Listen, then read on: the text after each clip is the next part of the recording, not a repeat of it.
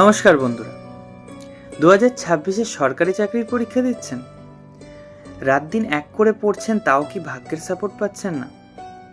লাল কিতাব বলছে আপনার কুণ্ডলিতে সূর্যকে জাগিয়ে তুলুন।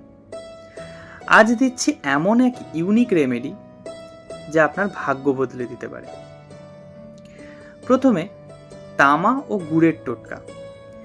আগামী রবিবার থেকে টানা 43 দিন সূর্য উদয়ের সময় একটি তামার ঘটিতে জল নিয়ে তাতে অল্প গুড় মিশিয়ে সূর্যকে অর্ঘ্য দিন। লাল কিতাব মতে এটি রাজযোগ তৈরিতে সাহায্য করে। দ্বিতীয়ত, হনুমানজির সেবা। প্রতি মঙ্গলবার মন্দিরে গিয়ে হনুমানজিকে বেসনের লাড্ডু অর্পণ করুন। আর মনে রাখবেন, বাড়িতে কোনো ভাঙা লোহা বা জং ধরা জিনিস রাখবেন না। এটিতে শনি ও রাহুর কুপ্রভাব পড়ে, যা সরকারি কাজে বাধা দেয়।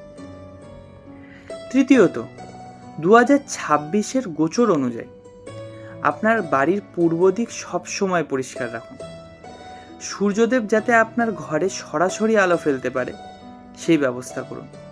এটাই হবে আপনার সাফল্যের সিঁড়ি। বিশ্বাস আর পরিশ্রম একসাথে হলেই জয় নিশ্চিত। আপনার কি মঙ্গল বা রবি দুর্বল?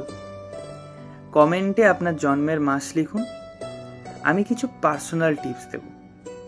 আর ভিডিওটি শেয়ার করুন আপনার সেই বন্ধুর সাথে যারা সরকারি চাকরির জন্য লড়াই করছে। ধন্যবাদ।